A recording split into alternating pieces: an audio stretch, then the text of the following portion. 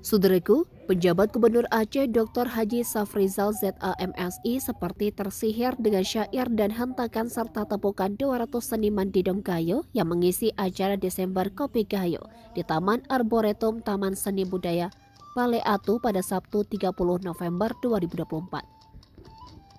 Bersama PJ Sekda Aceh Muhammad Diwarsyah, PJ Bupati Benar Meriah Muhammad Tanwir, PJ Bupati Aceh Tengah Subhandi merangsek maju ke tengah lingkaran para seniman di Dongkayo.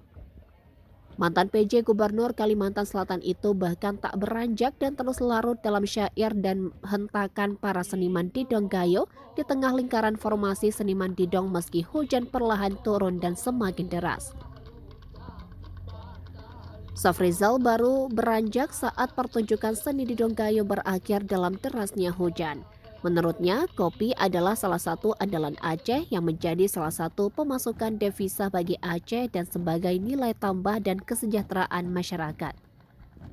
Lulusan terbaik STPDN Angkatan Pertama itu menambahkan, beberapa waktu ke depan dirinya akan membawa beberapa duta besar negara sahabat untuk mencicipi kopi Gayo. Dari Benar Meriah, Bustami, Tribun Gayo.